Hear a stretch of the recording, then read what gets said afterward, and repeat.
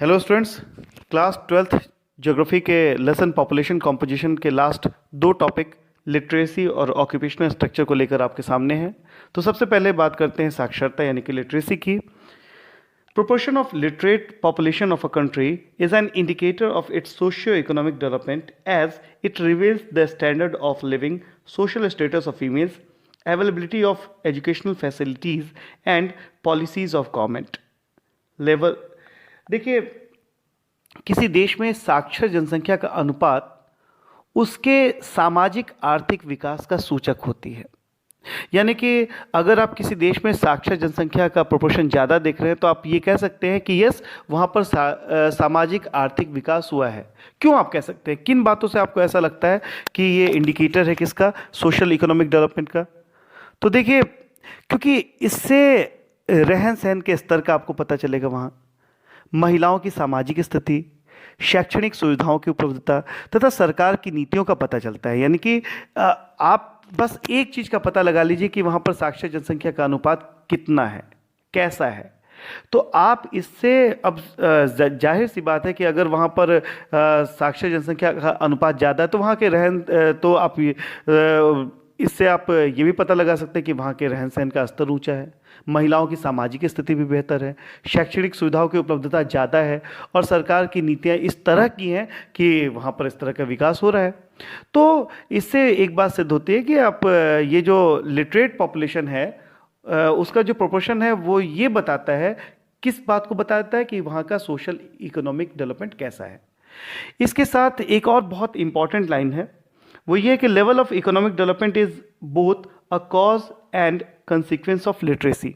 आर्थिक विकास का स्तर साक्षरता का कारण एवं परिणाम दोनों है। देखिए कैसे, आर्थिक विकास का जो स्तर है, यानी कि अगर कहीं इकोनॉमिक डेवलपमेंट अच्छा है, किसी देश का इकोनॉमिक डेवलपमेंट बहुत बढ़िया हुआ है, तो आप ये कह सकते हैं कि इकोनॉमिक डेवलपमेंट जो है वो साक्षरता का कारण भी है और परिणाम भी है।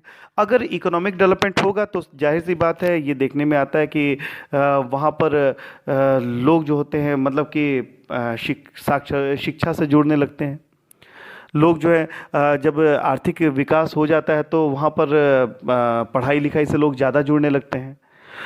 इसके साथ साथ परिणाम भी है। कैसे कि आर्थिक विकास का स्तर जो है वो साक्षरता का परिणाम है। अगर साक्षरता जहाँ पर बेहतर होगी तो वहाँ पर साक्षरता बेहतर होने से लोग मतलब कि इस तरह रोजगार से जुड़ने लगते हैं। उनको ऐसे साक्षरता के कारण लोगों को रोजगार के बेहतर अवसर प्राप्त होने लगते हैं। जब रोजगार के बेहतर अवसर प्राप्त होने लगते हैं तो आप ये कह सकते हैं कि वहाँ पर आर्थिक विकास होगा। तो देखिए, आर्थिक विकास का स्तर जो है वो साक्षरता का कारण भी है। यानी कि इकोनॉमिक डेवलपमेंट जहाँ पर होता है वहाँ पर साक्षरता भी बढ़ती है और साथ साथ साक्षरता जहाँ पर बढ़ती है वहाँ पर इकोनॉमिक डेवलपमेंट भी होता है। तो इसलिए आप ये देख सकते हैं कि level of economic development is both a cause and consequence of literacy. ये एक बात मैं फिर से ये बताना चाहूँगा कि ऐसे कई सारे एग्जाम्पल आप देख सकते हैं। बहुत सारे ऐसे देशों को देखिए जहाँ पर आप ये देखेंगे कि किसी देश का अगर आर्थिक विकास बेहतर है तो आप देखेंगे कि वहाँ पर लिटरेसी ज़्यादा होती है। आप आंकड़े उठाकर देख लीजिएगा कि जो भी विकसित देश है वहाँ पर साक्षरता प्रतिशत बहुत ही ज़्यादा होता है। तो इसका मतलब साफ है कि आर्थिक विकास का स्तर साक्षरता का कारण है और परिणाम परिणाम भी है, क्योंकि जिन देशों ने अपने देश में जब साक्षरता पर काम किया है तो साक्षरता पर काम करने के बाद धीरे धीरे वहाँ पर आर्थिक विकास भी प्राप्त हुआ है। आज के कई विकासशील देशों में आप देख सकते हैं, डेवलपिंग कंट्रीज में देख सकते हैं कि वहाँ पर लिटरेसी रेट को बढ़ाने के लिए कई प्रयास किए जा रहे हैं। क्यों? क्योंकि कहीं ना कहीं लिटरेसी रेट को बढ़ाया जाएगा तभी हमको इकोनॉमिक डेवलपमेंट भी प्राप्त होगा। आगे बढ़ते हैं। देखिए, साक्षर किसको कहें? तो भारत में साक्षरता के लिए in India literacy rate denotes the percentage of population above 7 years of age who is able to read, write and have the ability to do arithmetic calculation with understanding। देखिए, भारत में साक्षर कौन है? अब एक बात बताइए, अगर 3 साल का बच्चा जो लिखना पढ़ना सीधी सी बात है नहीं जानता तो आप उसको निरक्षर कह सकते हैं, इलिटरेट कह सकते हैं? नहीं कह सकते ना। तो किसको कहें? देखिए, सबसे पहले तो याद रखिएगा एज भी, कि भारत में साक्षरता दर 7 वर्ष से अधिक आयु वाले जनसंख्या के उस प्रतिशत को सूचित करता है जो पढ़ लिख सकता है। याद रखिएगा, जो पढ़ लिख सकता है, यानी कि जो रीडिंग कर सकता है, जिसको राइटिंग की समझ है, जिसे समझ के साथ अंक गणितीय परिकलन करने की योग्यता है। यानी कि जोड़ घटाव गुणा भाग ये सब चीजें जानते हैं आप, तो अंक गणितीय परिकलन यानी कि अरिथमेटिक कैलकुलेशन भी जो कर सके, उसको हम भारत में साक्षर कहेंगे। तो एज याद रखिएगा 7 साल से ज़्यादा, और लिखना पढ़ना जाने और अरिथमेटिक कैलकुलेशन करने की समझ हो, उसको हम साक्षर कहते हैं, लिटरेट कहते हैं। चलिए एक और लास्ट टॉपिक को हम शुरू करते हैं, और यह है ऑक्यूपेशनल स्ट्रक्चर, व्यावसायिक संरचना। The working population, that is women and men of the age group 15 to 59, take part in various occupations ranging from agriculture, forestry, fishing, manufacturing, construction, commercial transport, service, communication and other unclassified services। कार्यशील जनसंख्या, मैंने पिछले topic में भी आपको बताया था कि वर्किंग पॉपुलेशन कहते हैं 15 से 59 साल आयु वर्ग में स्त्री और पुरुष। तो कार्यशील जनसंख्या कृषि, वानिकी, मत्स्यन, विनिर्माण, निर्माण, व्यावसायिक परिवहन, सेवाओं, संचार तथा अन्य अवर्गीकृत सेवाओं जैसे व्यवसायों में भाग लेते हैं। देखिए, agriculture, forestry, fishing and mining are classified as primary activities.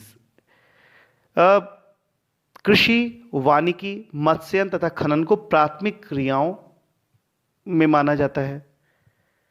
वहीं manufacturing as secondary, transport, communication and other services as tertiary, and the job related to research and developing ideas as quaternary activities.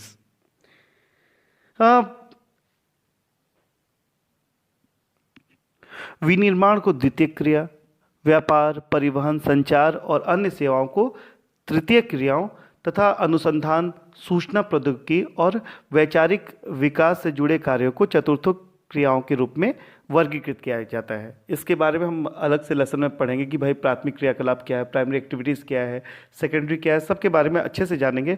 फिलहाल आप इतना जान लीजिए कि primary activities में किन activities को रखते हैं, सेकेंडरी एक्टिविटीज़ में किन एक्टिविटीज़ को रखते हैं, टर्शरी में किसको रखते हैं, क्वाटरनरी में किसको रखते हैं।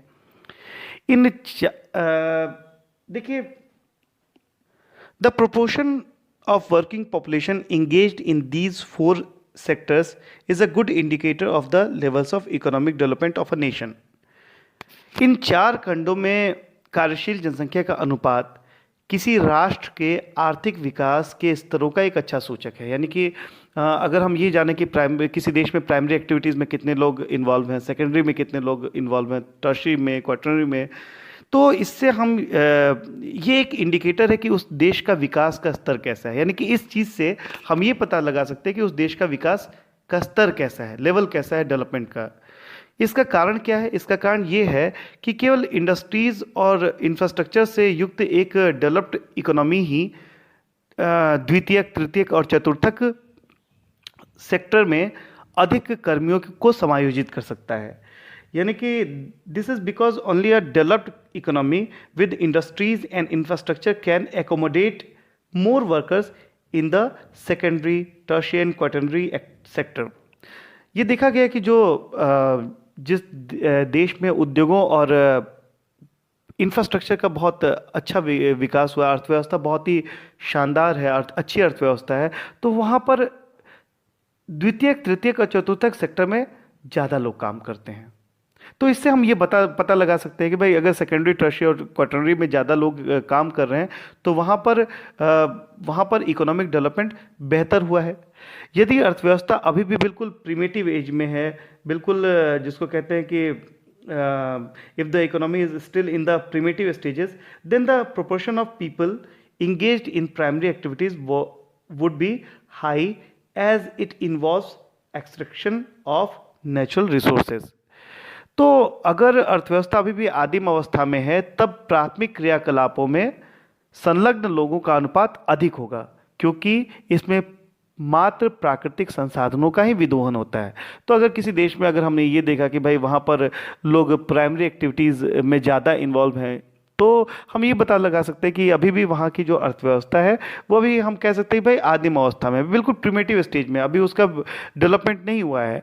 क्योंकि जो प्राइमरी एक्टिविटीज़ में जो लोग काम करते हैं वो क्या करते हैं, वो प्राकृतिक संसाधनों का ही विदोहन करते हैं। यानी कि जो लोग हैं वो साधारण कृषि कर रहे हैं, जंगल से लकड़ियां काट रहे हैं, मछली पकड़ रहे हैं, तो इस तरह के काम कर रहे हैं, तो इससे अर्थव्यवस्था का बहुत ज़्यादा विकास नहीं होता है। तो इस तरीके से हमने आज का ये लेसन पूरा कर लिया है। उम्मीद है आपको समझ में आया होगा। Thank you very much.